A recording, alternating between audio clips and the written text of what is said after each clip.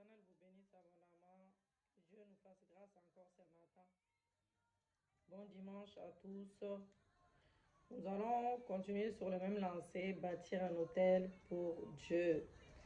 Donc, bâtir un hôtel pour Dieu. Alléluia. Donc, je parlais, comme on a été coupé, donc je prends la suite. Voilà. Je parlais de la fondation de la prière de foi. C'est notre statut des fils en Christ. Alléluia. Donc, car vous êtes tous fils de Dieu par la foi en Jésus-Christ. Dans Galates 3, verset 26. Oh, avant toute chose, avant de rentrer directement à l'intercession, on va louer notre Dieu, même si c'est 1 minute. Alléluia. Merci Seigneur, car tu es Dieu. Merci le roi des rois. Merci le Seigneur des seigneurs. Merci pour le souffle de vie. Sois élevé encore ce matin. Sois exalté, sois magnifié. Les princes des princes, nous t'adorons. Nous t'exaltons. Alléluia. Merci pour l'œuvre de la croix. Merci pour ton sang qui nous lave, qui nous purifie ce matin. Merci pour tout. Merci pour tout ce que tu as fait dans nos vies. Merci pour les choses visibles, pour les choses invisibles. Merci Yahweh. Merci Papa, le prince des princes, notre médecin par excellence, notre médecin par excellence, notre commandant en chef des armées célestes. Alléluia, notre juste juge, notre avocat. Sois élevé ce matin, sois exalté. Merci Jésus, merci Papa. Dis toujours merci à ton Dieu. La première chose, dis merci à ton Dieu. Que le Saint-Esprit prenne le contrôle de ce moment. Que l'Esprit de Dieu glorifie le nom de Jésus-Christ ce matin. Alors je disais, les fils de Dieu renvoient, dans Galates 3, verset 26 que nous venons de lire, les fils de Dieu renvoient la nature divine de Dieu en nous. 2 Pierre 1, verset 4, et à la relation père-fils que nous avons avec notre Dieu bien-aimé. Dieu ne va pas fermer ses oreilles. Il ne va pas fermer ses oreilles à nos prières parce qu'il se soucie de nous comme un père se soucie pour ses enfants. Donc, une personne qui prie avec foi vient courageusement devant le trône de grâce pour recevoir la miséricorde ainsi que les bénédictions qui lui sont attribuées et tout, et à travers de la mort de notre Seigneur Jésus-Christ ressuscité. Donc, Hébreux 4, verset 16, votre pensée doit être saturée de cette vérité-là. Voilà. Donc, l'ennemi essaie de nous faire croire des choses qui n'existaient pas. J'ai toujours dit ça. Donc, voilà. Dieu, c'est un Dieu de vérité. Donc, vous êtes un enfant de Dieu. Quand vous êtes un enfant de Dieu, vous avez la nature divine. Vous êtes censé avoir la nature divine de Dieu en vous. Donc, Dieu vous aime. Vous êtes un signe. Vous êtes un prodige. Alléluia. Donc, bien aimé dans le Seigneur, vous êtes contraint de grandir et produire plus de fruits aussi longtemps que vous restez connecté à Jésus-Christ, votre Seigneur, votre Sauveur. Donc, n'est pas un problème. Donc, vous pourrez plutôt avoir un problème de connexion, comme j'avais dit dans la vidéo précédente. Donc, la foi croit que Dieu est capable. Donc, celui qui fait une prière de foi croit que Dieu est capable de tout. Or, sans la foi, il est impossible de lui être agréable. Donc, lisez les restes chez vous. Donc, la foi veut tout simplement dire croire que Dieu peut faire tout ce qu'il a promis pour vous. Et certaines personnes prient, mais leur cœur ne croit pas. Ne croit pas en ce que leur bouche dépendent. Donc, ça n'est pas un manque de foi. Et c'est une grande foi impliquée toujours. Il faut avoir une grande foi impliquée toujours aux épreuves. Donc, Satan va essayer de vous mettre, bien aimé, la pression pour que vous cessiez de faire confiance à Dieu et que vous perdiez la récompense à laquelle cette confiance-là était attachée. Donc, ne cédez pas à ces pensées négatives. Donc, apprenez à booster votre foi. Comme je disais, alléluia. La foi voit la réponse avant de prier. La Bible dit, or, sans la foi, il est impossible. Alléluia. La foi voit la récompense avant de commencer à chercher Dieu avec diligence. Vos mains ne pourront jamais recevoir ce que vous désirez à moins que vos yeux de foi ne voient cela. Donc, la peur dit, montre-moi et je croirai. Mais la foi dit, je crois, montre-moi. Voilà. Apprenez à visualiser, bien aimé, excusez-moi, votre miracle. Il faut visualiser cela, votre miracle, Alléluia. Et pendant que vous priez, donc la femme qui avait la perte des sangs a vu son miracle avant d'aller toucher Jésus, avant de toucher à la tunique de Jésus. Elle l'a en effet reçu avant même de sortir de chez elle. Elle a dit, si je peux seulement toucher ses vêtements, je serai guérie. Elle a déclaré cela avant même de le faire. Et elle a cru ce qu'elle a dit. Et dans Marc 5, verset 28, pourquoi passer des jours et des semaines à gêner alors que vous ne croyez pas que Dieu puisse changer votre situation? Ça ne sert à rien. Ça ne sert à rien. Donc, en fait, même si les gens vous aident dans la prière, les personnes ne peuvent pas avoir la foi à votre place. C'est ça qui est ça le souci, en fait. Donc, on puisse changer votre situation. Donc, voilà, donc, il y a des gens, en fait, ils jeûnent comme ça, ils prient comme ça, mais ils ne sont pas sûrs que Dieu peut les exaucer, sauf si ce n'est pas sa volonté. Voilà, donc voilà. Donc la prière, des fois, est diligente. Être diligent veut dire être attentionné et persistant. Donc, il est rémunérateur de ceux qui les cherchent avec diligence. Hébreux 11, verset 6. Donc, une personne diligente, bien aimée dans la prière, cherche à prier selon la volonté de Dieu. Volonté de Dieu. J'ai bien dit la volonté de Dieu. Les personnes sans foi ne s'intéressent pas aux détails. Leur point d'intérêt est les miracles qu'elles recherchent. Elles ne cherchent pas à savoir s'il y a des règles qui doivent être vécues pour que les prières, enfin qui doit être vues plutôt pour que les prières soient exaucées. Donc de telles personnes viennent à l'église pour les prières miraculeuses et non pour écouter l'enseignement de la parole de Dieu. Donc Dieu va vous révéler des secrets qui vont vous conduire vers votre percée ultime pendant que vous humiliez plutôt et que vous les cherchez avec diligence. Donc la prière de foi est fervente aussi, bien aimé. La prière fervente du juste a une grande efficacité. Jacques 5, verset 16. Le mot fervent veut dire littéralement ardent, chaud, bouillant, et, au sens figuré. Donc il veut dire violent, impétueux ou furieux. Dieu lui-même décrit le genre de prière qui libère de la captivité. Donc, Jérémie 29, verset 13 à 14, vous me chercherez et vous me trouverez. Si vous me cherchez de tout votre cœur, je me laisserai trouver par vous, dit l'Éternel. Et je ramènerai vos captifs. Donc, Jésus a fait une telle prière devant la croix. Et si est tellement engagé qu'il a commencé à transpirer de gouttes de sang. Et Luc 22, verset 44, vous savez que les résultats étaient une victoire retentissante, bien aimée. Donc, sur la force des ténèbres et le salut ultime de l'humanité. Donc, les cieux se déchirèrent, provoquèrent une pluie torrentielle lorsque Élie pria avec ferveur. Donc, cela mit fin à 3 années et demie de sécheresse, de famine. 1 Roi 18, verset 42 à 45. Donc, le temps va nous manquer, bien aimé, pour mentionner les cas de Moïse, Paul et l'Église primitive qui ont touché le ciel par leur prière fervente. Mais nous allons continuer vite. La prière des fois est un combat. C'est un combat, bien aimé, c'est un combat. Excusez-moi, la prière fervente est un combat. Voilà, donc je dis régulièrement aux gens, oh là là, en fait, ça, je ne sais pas pourquoi ça ne choisit pas le louange que je choisis moi-même. Ça commence à bien faire. Donc voilà, la prière est un procès et aussi un combat. Donc c'est un procès parce que Satan cherche des raisons pour nous accuser, bien aimé. Satan cherche des raisons pour nous accuser. Voilà, et résolvez cette affaire par la repentance et en vous servant du sang de Jésus-Christ, bien aimé. Satan n'aura plus de droit légal pour vous arrêter. À présent, entamez le combat contre les forces de la résistance et entrez en possession de vos biens. Vous ne pouvez pas gagner le combat à moins d'avoir gagné le procès. Donc, vous devez appliquer la loi et la force lorsque vous priez pour la percée. La loi ici veut dire que vous devez faire appel à la victoire de Jésus-Christ sur le percée et Satan et la maladie comme argument contre toute forme de harcèlement, contre toute forme d'oppression dans votre vie quotidienne, professionnelle, ministère, peu importe, les projets, les études et votre famille.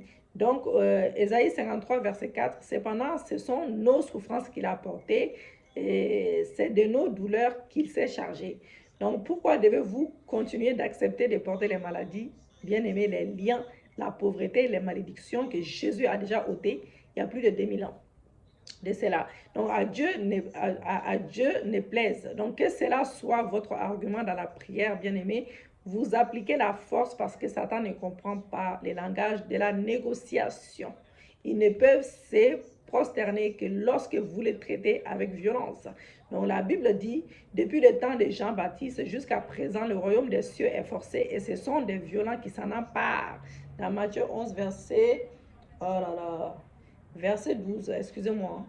Donc soit vous entrez en possession du royaume de force, soit vous les perdez, bien aimés. Satan ne va pas s'asseoir là et vous regardez marcher dans la liberté. Donc, vous devez imposer votre liberté au nom de Jésus-Christ. Alors, apprêtez-vous pour le combat. Alléluia. Merci Seigneur. Merci Jésus. Merci Papa. Merci Yahweh. Merci car tu es Dieu. Voilà, donc augmentez l'intensité de vos prières. Donc, plusieurs personnes prient, mais tous ne prient pas avec ferveur. Donc, si vos prières ne produisent pas des résultats, alors que vous devrez en argumenter plutôt l'intensité. Donc, ceux qui prient avec ferveur deviennent persistants lorsque leurs problèmes deviennent résistants. Donc, voilà. Donc, ils n'acceptent jamais non avec personne, que votre prière s'élève comme une vague puissante au point d'engloutir toute montagne sur votre chemin. Alléluia. Donc, au nom de Jésus-Christ. Donc, la foi ne peut jamais vous décevoir. Donc, vous ne pouvez être déçu que si vous abandonnez votre foi et cessez de prier. Donc, Matthieu 17, verset 21, mais cette sorte de démon ne sort que par la prière et par le jeûne.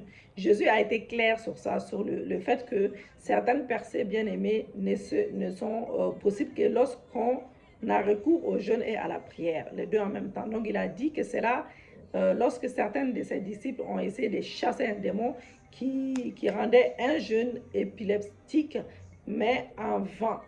Donc, vous voyez ici qu'il y a certains démons et problèmes qui pourraient ne pas céder à l'utilisation du nom de Jésus-Christ, à moins qu'on y ajoute le jeûne. Donc, c'est quoi le jeûne? Donc, le jeûne, bien aimé, voilà, le jeûne consiste à se priver de nourriture, d'eau pour chercher Dieu.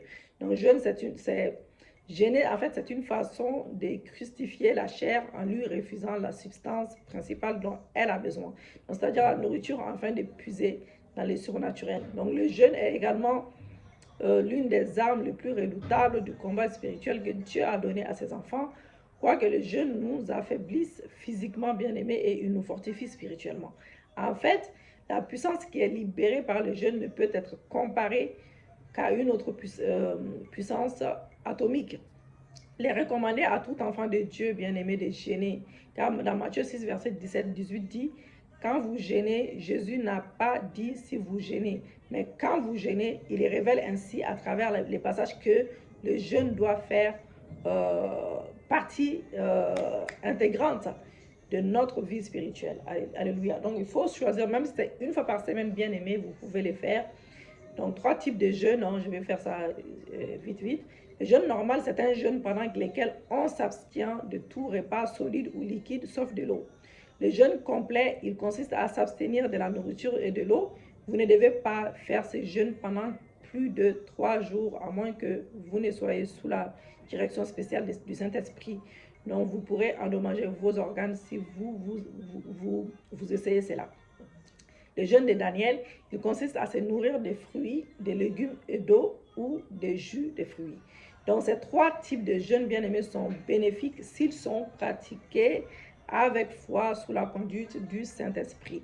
Donc, ce que le jeûne ne fait pas, le jeûne n'aide pas Dieu, mais vous aide plutôt. Voilà. Donc, donc Dieu est inchangeable et n'a pas besoin de changement, en fait. Donc, c'est vous qui avez besoin de changement. Voilà, vous et moi. Donc, le jeûne ne vous aide pas nécessairement à obtenir plus de grâce de Dieu, mais cela facilite une plus libre manifestation du Saint-Esprit à travers vous et en dissolvant et enlevant toutes les ordures de votre vie. Donc, votre jeûne ne peut pas pousser Dieu à agir contre sa volonté. Donc, pourquoi jeûner? Nous jeûnons pour obéir à Dieu. Nous jeûnons pour nous humilier nous-mêmes. David a écrit à ces sujets-là. J'humiliais mon âme par le jeûne, le psaume 35, verset 13. Nous jeûnons pour libérer la puissance dans nos vies et notre ministère. Jésus était rempli du Saint-Esprit, bien-aimé. Il était rempli du Saint-Esprit après son baptême, mais la Bible rapporte qu'il était revêtu de la puissance après avoir jeûné dans Luc 4, verset 1 à 14. Alléluia. Donc, nous jeûnons pour notre purification physique et spirituelle. Nous jeûnons pendant les moments de crise pour recevoir une intervention divine. Esther a jeûné pour éviter la destruction de son peuple. Esther 4, verset 16. Nous jeûnons pour nous préparer pour le ministère. Jean a passé des années à jeûner et à se préparer avant de s'engager dans le ministère public. Donc, Luc 1, verset 80, je pense. J'espère que j'ai bien noté. Donc, il faut vérifier. Donc, Jésus-Christ a jeûné pendant 40 jours avant d'entamer son ministère public. Combien ont-ils échoué dans leur ministère parce qu'ils s'y sont lancés, bien-aimés, sans préparation adéquate?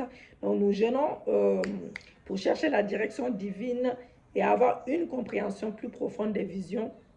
Daniel a jeûné 21 jours, bien-aimés, 21 jours pour réclamer l'intelligence de la vision de Dieu. Et Daniel 10, verset 1 à 2. Donc, les besoins d'urgence de jeûner. Donc, il y a plusieurs personnes qui sont sous les liens chroniques du péché dans nos familles et communautés et qui ont besoin d'être libérées. Donc, elles sont dirigées par des mauvais esprits qui sont extrêmement résistants à l'autorité spirituelle, l'ivrognerie chronique, l'alcoolisme, l'addiction à la drogue, homosexualité, lesbianisme, la rébellion, etc. Donc, le jeûne va libérer la puissance, bien aimée, la puissance qui est nécessaire pour leur délivrance. Donc, il y a des gens qui travaillent sous le lien de la pauvreté qui doivent être délivrés et restaurés. Ils se sont débattus avec de telles influences démoniaques pendant des générations. Donc, peu importe combien ils gagnent comme argent, bien aimé, leurs finances semblent toujours diminuer au travers d'une série d'accidents, des réparations des véhicules, des pertes d'emploi ou autres calamités. Donc, certains individus et certaines familles sont captifs de la sorcellerie et de la domination occulte. Ils crient pour la libération. Donc, la vie spirituelle, économique et socio-politique de notre pays a été, de nos pays, des fois, et certains pays, on va dire, a été ensorcelé par l'occultisme, surtout en Afrique, le tribalisme, la corruption, la fraude, etc. Donc, plusieurs personnes dont notre communauté se complaisent dans les péchés, mais présentent être chrétienne. Un des problèmes submentionnés et décrits tire votre situation, donc celle de votre famille ou de votre communauté. Donc, il y a de l'espoir. Donc, le jeûne et la prière vont libérer la puissance atomique et spirituelle qui va briser tous les jours sataniques et renverser toutes ces montagnes spirituelles. Joël 1, verset 14. Publiez un jeûne, une convocation solennelle, assemblez les vieillards, tous les habitants des pays dans la maison de l'Éternel. Votre Dieu est crié et de l'Éternel. Alléluia. Merci Seigneur, merci Jésus, merci Papa. Merci Yahweh. Donc, Dieu voudrait que vous jeûniez et priez pour déclencher un changement dans votre vie et celle des autres. Donc, c'est la raison pour laquelle il vous a mis, on fait cet enseignement-là. Donc, voilà. Donc, il faut jeûner, il faut jeûner, il faut jeûner, il faut jeûner, il faut jeûner, il faut jeûner. C'est très important. Donc, même si c'est une fois par semaine ou même trois jours par mois, 3 jours consécutifs, voilà, etc. Il faut le faire et vous allez voir la gloire de Dieu. Alléluia. Merci Jésus, merci Papa. Donc voilà, si vous voulez vraiment passer d'un niveau supérieur, vous voulez grandir avec Dieu, vous devez suivre ce conseil-là. Donc il faut vraiment, pour avoir déclencher des bénédictions générationnelles, et récupérer les bénédictions générationnelles perdues? Voilà, si votre réponse est vraiment oui, je vous encourage à jeûner souvent.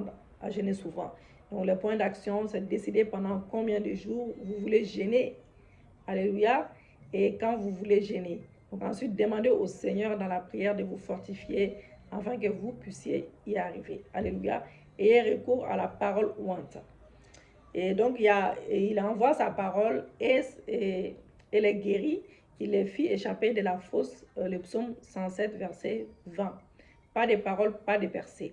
Donc, la parole ouinte, c'est quoi, bien aimé? C'est un instrument puissant que Dieu utilise pour le salut, pour la délivrance, la guérison, la restauration. Et Dieu ne peut faire des miracles sans passer par sa parole. Donc, c'est pourquoi l'information révélée de Dieu, tout le ciel est impliqué dans la distribution de l'information.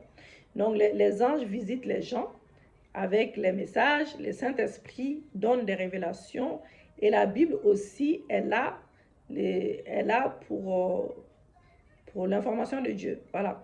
Donc, si vous avez besoin d'une percée dans n'importe quel domaine de votre vie, prenez votre Bible et recherchez les passages qui parlent de votre situation et lisez, méditez et mémorisez-les. Et ensuite, servez-vous en pour prier avec ferveur. Donc, plusieurs personnes ne savent pas ce que Dieu a dit au sujet de leur quotidien. Voilà. Au lieu d'aller voir des prophètes pour acheter au lieu d'aller voir des 10 000 prophètes en même temps, on va dire. Et voilà, donc vous pouvez. Il y a des choses. Il y a la Bible est remplie de prophéties. Voilà, la Bible est remplie de prophéties. C'est bien de faire des actes prophétiques. Voilà, comme Jésus a déjà fait avec les sables, comme j'ai dit. Les mouchoirs, ouantes, tout ça, c'est bien. Voilà, l'huile d'onction, il n'y a pas de souci.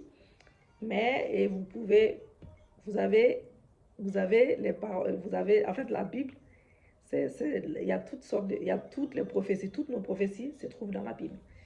Donc voilà, donc c'est pour vous dire que Jésus a été clair sur le fait que vous ne serez pas libre au moins de trouver la vérité. Dans Jean 8, verset 32. Daniel a découvert la clé de la délivrance des Juifs de la captivité à Babylone en lisant les livres. Voilà.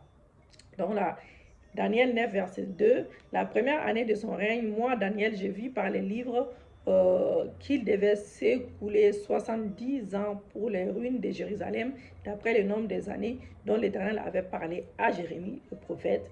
Daniel 9, verset 2. C'est que la parole ouante va faire. La parole de Dieu active la foi dont nous avons besoin pour la percer. Il ne suffit pas de prier, c'est la prière de la foi qui sauve. Jacques 5, verset 15.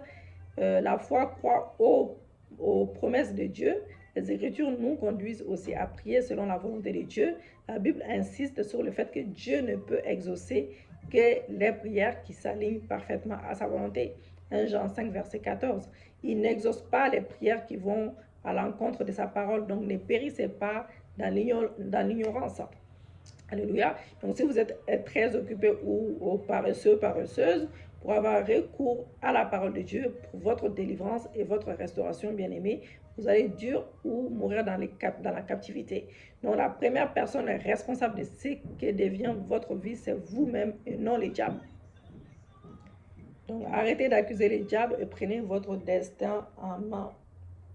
Donc, faites des recherches, développez même une passion pour des informations utiles. Donc, vous avez besoin de nouvelles informations pour sortir de votre statut. Arrêtez l'ignorance et non... Voilà, c'est de l'ignorance et non les diables. Donc, excusez-moi du bruit, qui est à la cause principale de la captivité de plusieurs personnes. Dieu atteste ces faits. Mon peuple périsse parce qu'il lui manque de connaissances. Osée 4, verset 6. Donc, notez que Dieu n'a pas dit mon peuple périt parce qu'il lui manque de l'argent, du travail ou à cause de Satan ou ses agents. Donc, le problème, c'est les manques de connaissances. La version, les messages rend ces passages de l'écriture en ces termes, mon peuple est ruiné parce qu'il n'est... L'autre version nous dit, oui, c'est là.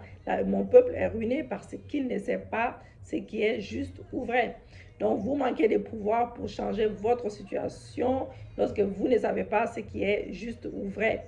Donc, certaines personnes croient par erreur que Dieu se sert de la maladie ou de l'infirmité pour leur enseigner des leçons. Non, Jésus a porté nos infirmités à la croix parce que cela ne vient pas de Dieu, mais de Satan. Donc, vous devez savoir que par cette meurtrissure, vous êtes guéris. Ésaïe 53, versets 3 à 5. Deux questions qui conduisent à la percée. Et je pense qu'après, nous allons rentrer un peu dans l'intercession. Il y a des questions vitales que vous devez poser pour traiter avec n'importe quel problème. Qu'est-ce qui ne va pas? Qu'est-ce qui ne va pas? Donc, cela vous aide à identifier la cause de votre problème.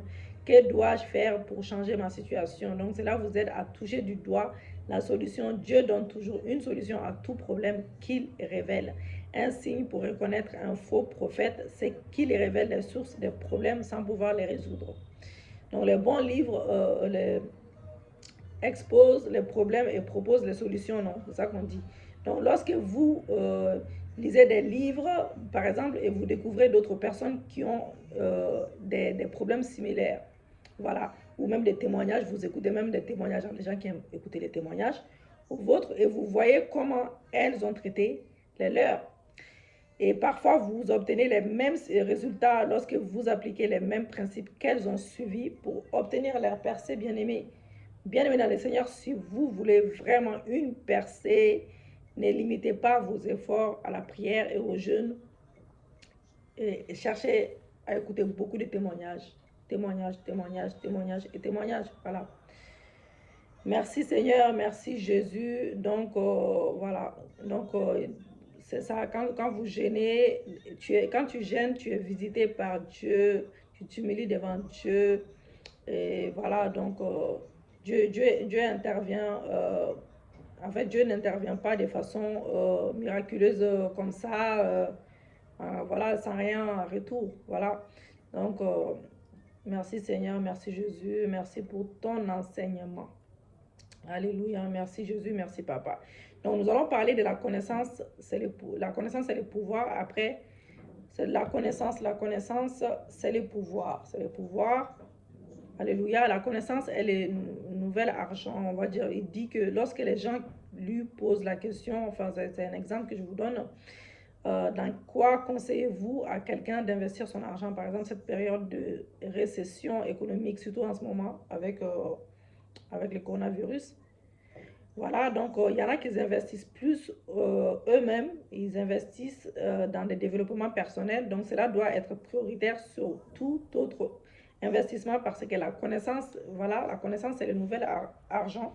Et c'est que vous savez déterminer jusqu'où vous irez, voilà.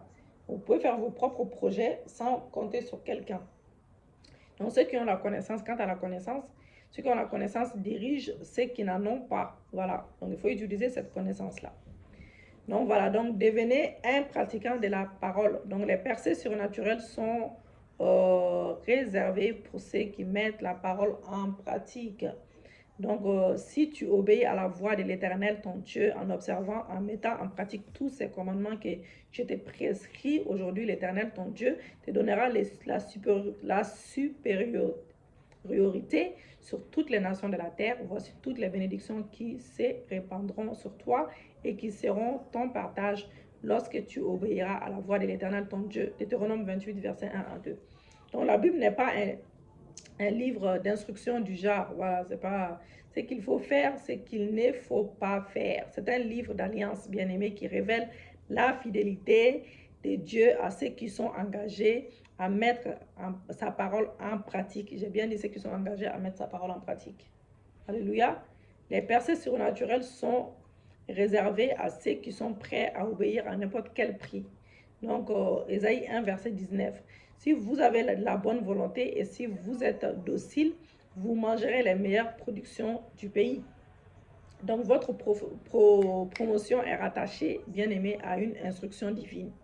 Voilà. Alors, la désobéissance aux instructions divines vous prive, écoutez bien, vous prive du meilleur dans cette vie et dans l'éternité également. Voilà. L'obéissance aux instructions divines est ce qui détermine votre niveau spirituel et les bénédictions auxquelles vous pouvez accéder.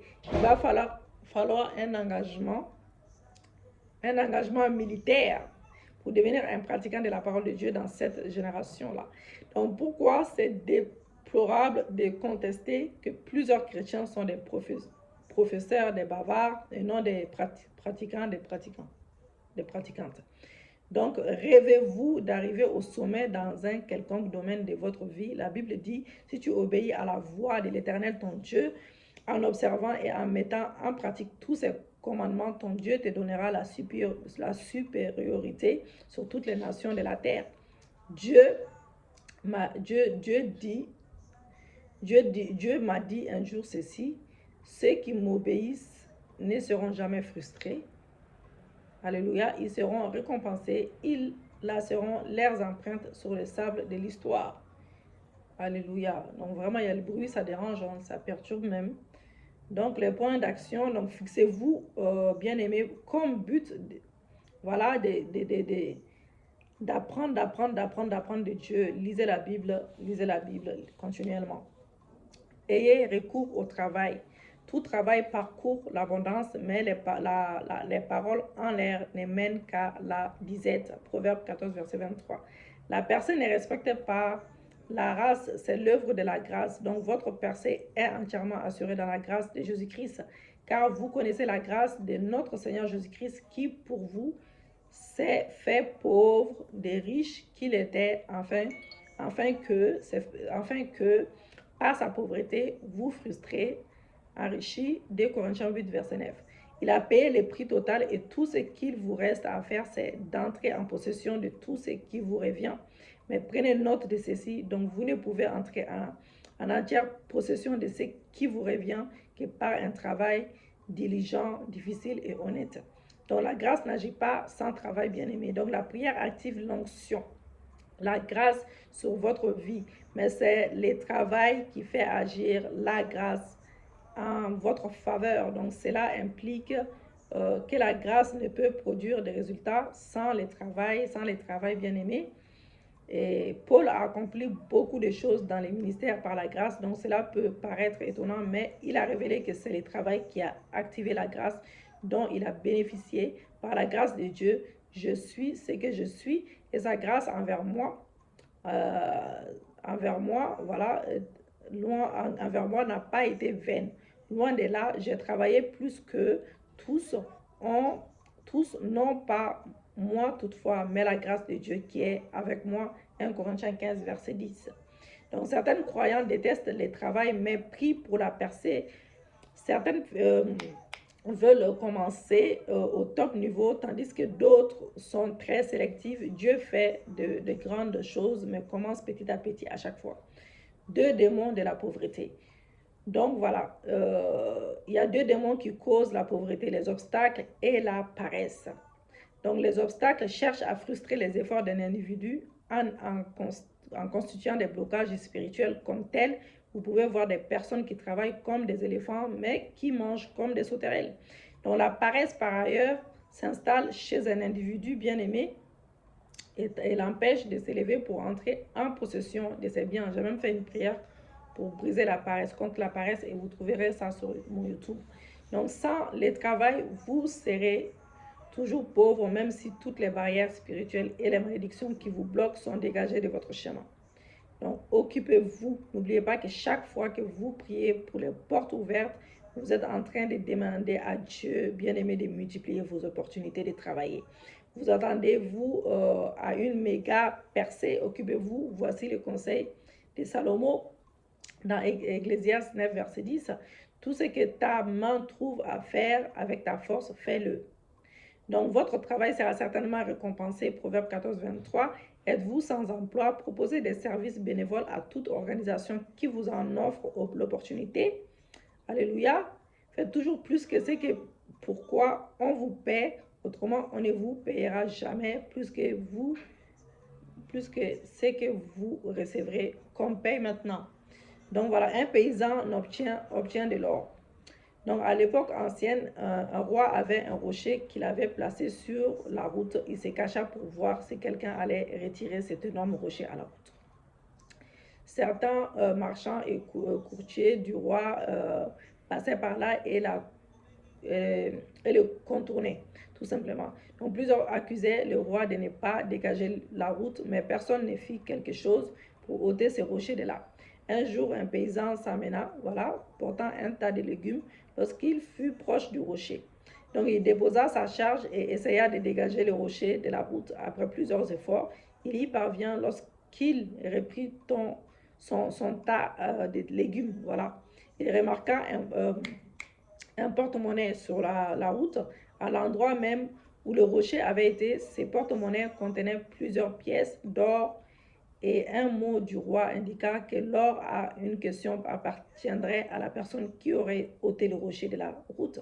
La morale est la suivante, bien-aimés. Tout bon travail a une récompense. Voilà.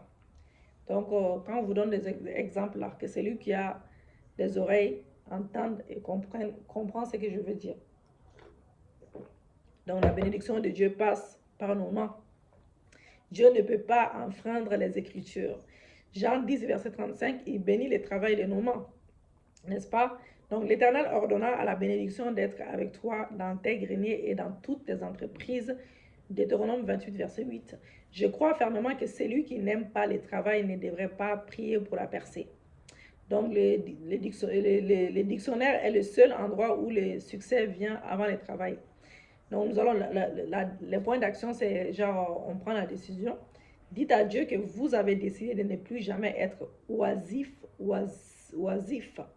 Dites-lui que vous êtes prêt ou prête à commencer petit à petit au nom de Jésus. Et fixez-vous aussi comme but de commencer quelque chose d'ici les 7 prochains jours. Voilà.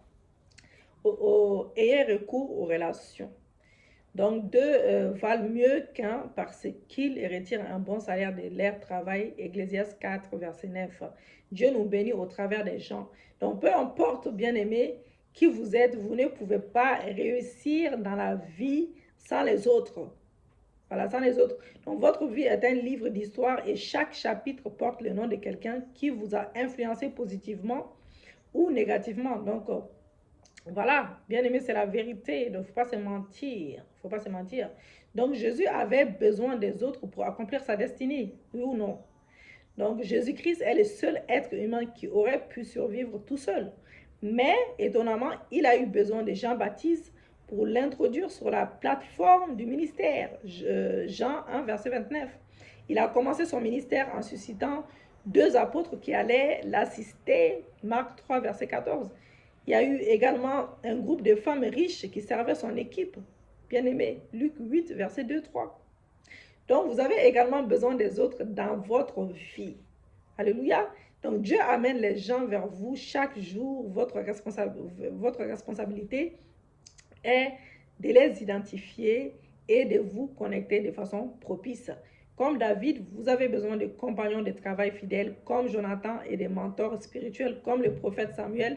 Vous devez aussi investir dans certaines personnes qui, en retour, vous soutiendront dans votre croissance. Voici la description des personnes qui ont soutenu David pour qu'il arrive au trône, bien aimé. Donc, 1 Samuel 22, verset 2. Tous ceux qui se trouvaient dans la détresse, qui avaient des créanciers ou qui étaient mécontents, se rassemblèrent auprès de lui et il devint leur chef. Ainsi se joignirent à lui environ 400 hommes. Donc, vous tendez vers votre chute lorsque vous développez des problèmes avec tout le monde, bien aimé. Vivez en paix avec votre conjoint. Vos problèmes conjugaux non résolus plutôt, entravent vos prières, bien aimés. Alors, résolvez-les avant de commencer à prier pour l'intervention divine ou la percée. 1 Pierre 3, verset 7. Pourquoi ignorer votre conjoint qui souffre émotionnellement pour vous à gagner, à gêner et à prier pour une percée spirituelle? Alléluia. Dieu vous invite à débloquer vos portes de bénédiction en satisfaisant les besoins de votre conjoint. Donc, faites la paix avec vos parents aussi également. Dieu traite la relation entre parents et enfants avec beaucoup de rigueur. Il déclare qu'il y a une malédiction qui plane sur tout enfant qui déshonore ses parents. Maudit soit celui qui méprise son père et sa mère. Deutéronome 27, verset 16. Donc, le mot mépris révèle la signification suivante: sentiment, attitude traduisant que l'on juge quelqu'un, quelque chose indigne, destiné regard plutôt ou d'intérêt. Donc les synonymes du mot mépris sont des dents indifférents, dégoût. Et vous êtes maudits lorsque vous traitez l'un de vos parents de la sorte. Donc d'autre part, Éphésiens 6, 2, 3 révèle les bénédictions qu'il y a à honorer à ses parents. Voilà, donc honore ton père et ta mère, c'est le premier commandement avec une promesse afin que tu sois heureux et que tu vives longtemps sur la terre. Donc il y a deux bénédictions, la prospérité et la longévité. Donc c'est regrettable que certaines personnes ne vivent pas bien, ne prospèrent pas parce qu'elles sont sous le poids de la malédiction qu'elles ont reçue en déshonorant leurs parents. D'aucuns sont attaqués par des maladies mortelles, tandis que d'autres meurent jeunes parce qu'ils ont haussé le ton en s'adressant à leurs parents. La vérité est que si vous avez besoin de percer et que vous rendez compte que vous avez un problème avec vos parents, allez d'abord faire la paix avec eux avant de commencer à jeûner et à prier. Alléluia. Voilà, donc les parents qui sont sorciers, il y en a qui disent oh, mes parents sont sorciers, mes parents, je me suis fait violer par mon père, ma mère. Oui, ça c'est autre chose. Parce que la malédiction sans cause n'a pas d'effet. Mais tu peux éviter tes parents, tu peux les respecter toujours, tu peux prier pour eux, pour leur délivrance. Voilà. Donc, réconciliez-vous et aussi pardonnez. Réconciliez-vous avec votre proche. Donc, savez-vous que les disputes et les conflits non réglés peuvent frustrer vos efforts dans la prière? Jésus l'a révélé ainsi. Excusez-moi, si donc tu présentes ton offrande à l'autel et que là tu te souviens que ton frère a quelque chose contre toi, laisse là ton offrande devant l'autel et va d'abord te réconcilier avec ton frère, puis viens présenter ton offrande. Matthieu 5, verset 23 à 24. Si on ne prie pas la bien-aimée, on va prier la prochaine fois parce que ça c'est long, c'est très long cet enseignement. Donc allez faire la paix avec votre frère, soeur, voisin ou collègue avant d'avancer avec les jeûnes et la prière pour la percer. Donc cela vous fera beaucoup de bien d'aller dire je suis désolé, s'il te plaît, pardonne-moi avant de revenir à l'autel de prière, vraiment et avec sincérité. Voilà, pas de faux pardon, donc ça ne sert à rien. Donc vous qui avez été blessé par autrui, le pardon n'est pas une émotion, c'est un choix, bien-aimé. Dieu va vous fortifier pour que vous soyez capable de pardonner, même quand vous avez l'impression de ne pas pouvoir y arriver.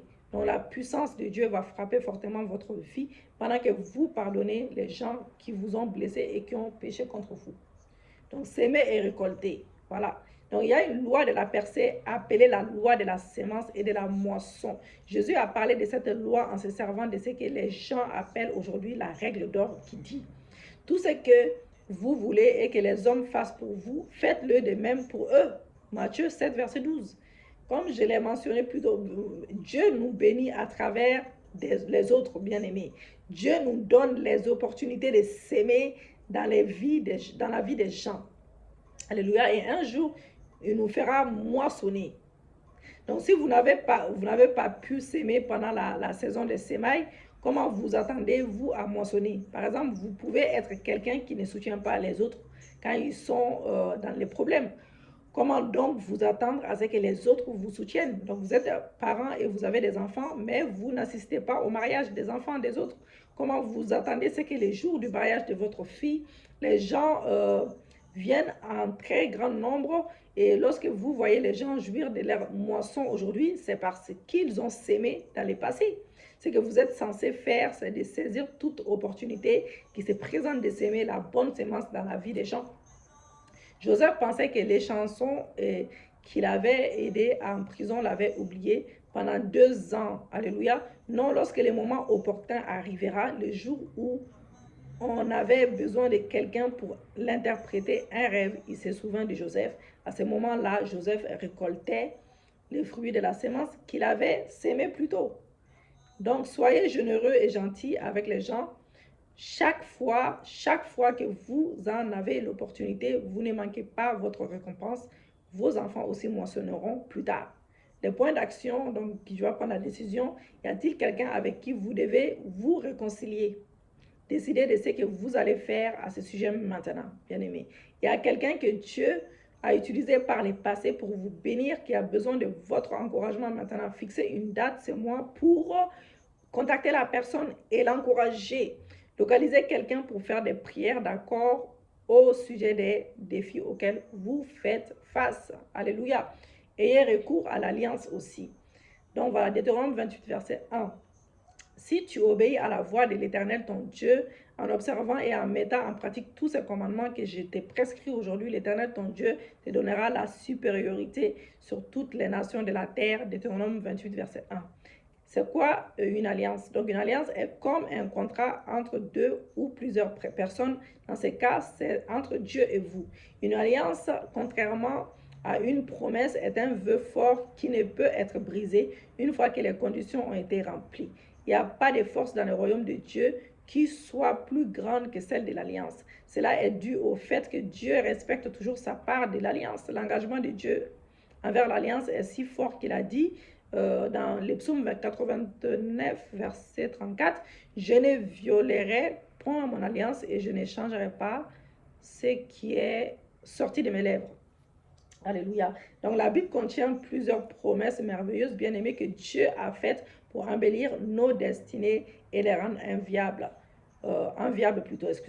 Mais il y a toujours certaines conditions relatives à l'alliance qui doivent être remplies pour que ces promesses s'accomplissent dans nos vies. Dieu est prêt à faire sa part chaque fois que tu remplis les conditions requises. Dieu a enseigné les alliances à Abraham. La première chose qu'Abraham a faite dès qu'il a obéi à Dieu, a quitté le lieu où il vivait pour la terre promise, était de diriger un autel et de prier à Dieu. Donc l'Éternel apparut à Abraham et dit, je donnerai ces pays à ta prospérité. Et Abraham bâtit là un autel à l'Éternel qui lui était apparu. Il se transporta de là vers la montagne à l'orient de Bethel et il dressa ses tentes ayant Bethel à l'occident et à l'orient, et il bâtit encore là un autel à l'Éternel et il envoya le nom de l'Éternel en Genèse 12, verset 7 à 9. Donc vous pouvez rendre compte que peu de temps après, Abraham a abandonné son autel et est parti en Égypte à cause de la famine. Étant en Égypte, il n'a pas rebâti d'autel à Dieu et Dieu de son côté ne lui a plus parlé jusqu'à ce qu'il retourne à la terre promise où se trouvait son autel. Dieu lui a dit à nouveau, lui a parlé au chapitre 13, promettant de lui donner une multitude d'enfants et les pays, Genèse 13, verset 17. Donc Abraham a bâti un autre autel à l'Éternel à Hébron et s'est établi là-bas, Genèse 13, verset 18.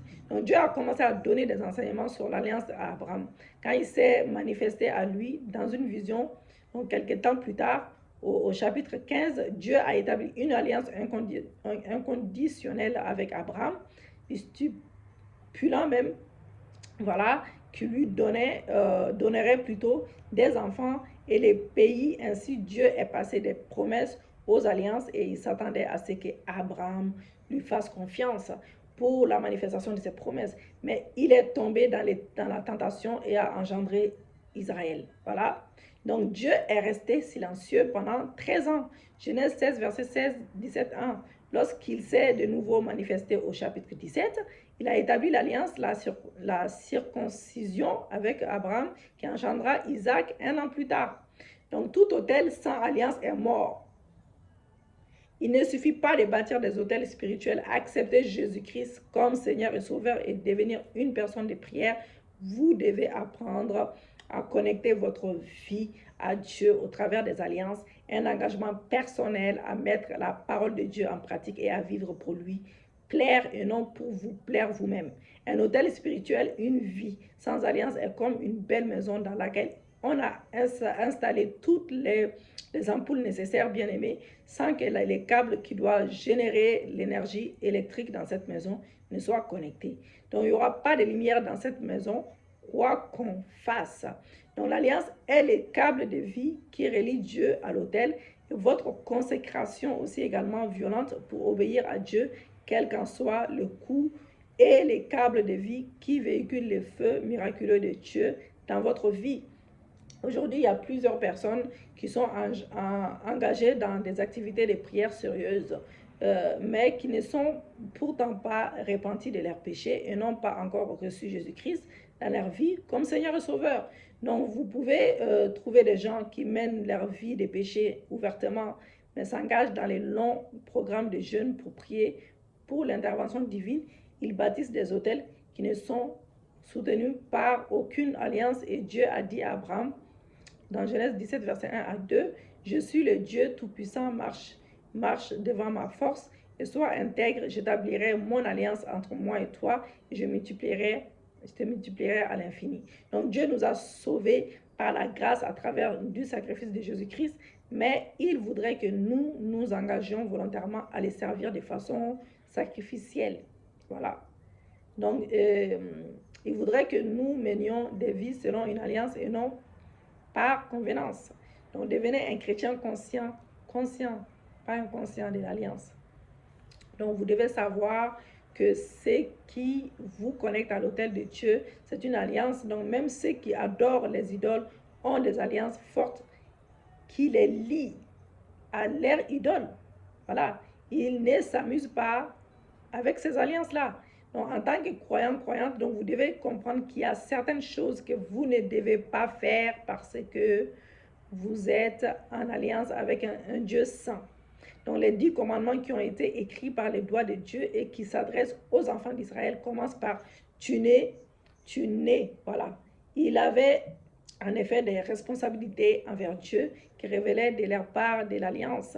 Cela nous enseigne que vous ne pouvez pas vous permettre de vivre n'importe comment quand vous êtes dans une alliance. Donc, savez-vous que même lorsque les gens contractent des alliances maléfiques avec les diables, il y a des choses qu'ils ne doivent pas faire parce que vous êtes plutôt un enfant de Dieu.